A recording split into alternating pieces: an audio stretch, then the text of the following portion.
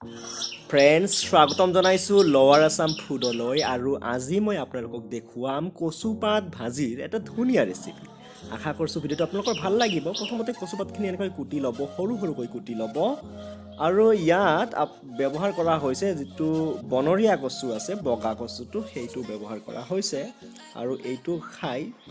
মোৰ বিৰাটেই ভাল লাগে আপুনি কমেণ্ট কৰি জনাবচোন যে আপোনাৰ এইটো খাই কেনেকুৱা লাগে এনেকৈ কুটি লোৱাৰ পিছত কেৰাহীটো গৰম কৰি ল'ব গৰম হ'লে মিঠাতেল দি ল'ব আৰু মিঠাতেলখিনি গৰম হোৱালৈ অপেক্ষা কৰিব আৰু তেলখিনি গৰম হোৱাৰ পিছত ইয়াতে জিৰা দিব আৰু জিৰাখিনি অলপ সময় ভাজি ল'ব আৰু এনেকৈ ফুটি থকালে আপুনি অপেক্ষা কৰিব আৰু জিৰাখিনি ভাজি থাকিব আৰু অলপ ভজা হোৱাৰ পিছতেই পিঁয়াজ আৰু নহৰু দি দিব আৰু পিঁয়াজ আৰু নহৰুখিনিও ভাজি থাকিব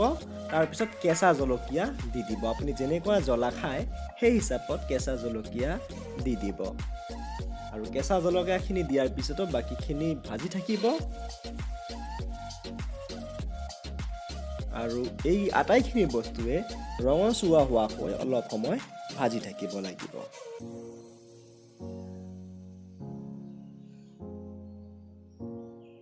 আৰু আপুনি যদিহে এনে ধৰণৰ ভিডিঅ' চাই থাকিব বিচাৰিছে ভিডিঅ'ৰ তলত চাব এটা ৰঙা ছাবস্ক্ৰাইব বুলি বাটন আছে তাতে ক্লিক কৰি দিয়ক আৰু এইখিনি সময়তে আপোনালোকে ভজাৰ পিছত কুটি লোৱা কচুপাতখিনি কেৰাহীত দি দিব আৰু দি লাহে লাহে লৰাই থাকিব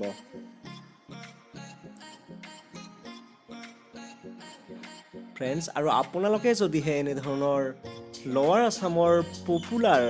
খাদ্যবোৰ ভিডিঅ' চাই থাকিম বুলি ভাবিছে ৰেচিপিবিলাক চাই থাকিম বুলি ভাবিছে তেনেহ'লে আপুনি আমাৰ এইটো চেনেল ছাবস্ক্ৰাইব কৰি ল'ব পাৰে কেনেকৈ ছাবস্ক্ৰাইব কৰিব ভিডিঅ'ৰ তলতে চাওক ৰঙা ছাবস্ক্ৰাইব বুলি এটা লেখা আছে তাতে ক্লিক কৰি দিব আৰু এইখিনিতে জনাবলৈ লৈছোঁ অলপ ভজাৰ পিছতে জোখমতে আপুনি নিমখ দি দিব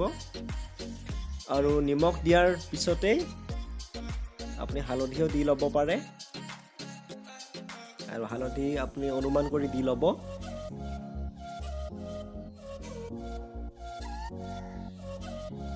মই হালধি দিছোঁ অনুমান কৰি আৰু হালধি আৰু নিমখখিনি দিয়াৰ পিছত আকৌ ভাজি থাকিব আৰু লৰাই থাকিব মই কৈ আছিলোঁ আপোনাক যে আপুনি আমাৰ এইটো চেনেল ছাবস্ক্ৰাইব কৰি ল'ব পাৰে আৰু এইটো ছাবস্ক্ৰাইব কৰিবলৈ কোনো ধৰণৰ পইচা নালাগে একদম ফ্ৰী হয় আৰু ছাবস্ক্ৰাইবত ক্লিক কৰাৰ পিছত ওচৰতে যিটো বেল বা ঘণ্টাৰ ছবি আছে তাতে ক্লিক কৰি দিব আৰু ক্লিক কৰাৰ পিছতে অল বুলি এটা লেখা দেখা পাব আপোনালোকে অলটোত ক্লিক কৰি ল'ব অলটোত ক্লিক কৰিলে কি হ'ব জানেনে যেতিয়াই এইটো চেনেলত এনেধৰণৰ ইণ্টাৰেষ্টিং ৰেচিপিৰ ভিডিঅ' দিয়া হ'ব সৰ্বপ্ৰথমে আপুনি চাব পাৰিব আৰু অলপ সময় ভাজাৰ পিছতে ইয়াতে পানী দি দিব পানীখিনি ইচ্ছা কৰিলে আপোনালোকে গৰম কৰি ল'ব পাৰে নাইবা ঠাণ্ডা পানীও দিব পাৰে আৰু ইয়াতে ভিডিঅ'ত দেখুওৱা ধৰণে আপোনালোকে অনুমান কৰি পানী দি ল'ব কাৰণ এই কচুপাতখিনি সিজাই ল'ব লাগিব বইল কৰি ল'ব লাগিব যেহেতু কচুখিনি অলপ গলত ধৰে গতিকে ইয়াক ভালদৰে সিজাই ল'ব লাগিব আৰু সেই হিচাপত আপোনালোকে পানী দি ল'ব আৰু পানীখিনি দিয়াৰ পিছত আকৌ এইখিনি লৰাই থাকিব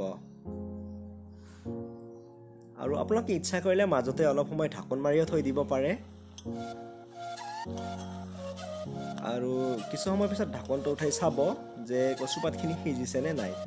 তাৰপিছত আকৌ এনেকৈ লৰাই থাকিব মাজে মাজে নহ'লে আকৌ তলৰ ফালে লাগি ধৰিব পাৰে আৰু যেতিয়া এনেকৈ ভাজি থাকোঁতে পানীখিনি এনেকৈ শুকাই যাব তেতিয়া আকৌ লৰাই থাকিব মাজে মাজে আৰু লৰাই থাকি ভাজি থাকিব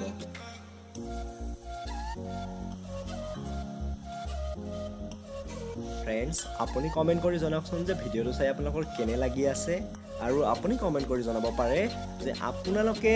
ইয়াৰ পিছতে কিহৰ ৰেচিপি চাব বিচাৰিছে আৰু আপোনালোকৰ সুবিধাৰ কাৰণে মই আপোনালোকক জনাব বিচাৰিছোঁ যে এইটো চেনেলত আপোনালোকে লোৱাৰ আছামৰ যিবিলাক পপুলাৰ খাদ্য আছে সেইবিলাকৰ ভিডিঅ' অনতিপলমে চাব পাৰিব গতিকে আপোনালোকে ষ্টে টিউন কৰি থাকিব লোৱাৰ আছাম ফুডত আৰু এনেকৈ পানীখিনি শুকাই যোৱাৰ পিছত যেতিয়া এনেকুৱা হৈ যাব তেতিয়া আপোনাৰ ৰন্ধা হৈ যাব আৰু খোৱাৰ কাৰণে ৰেডি হৈ যাব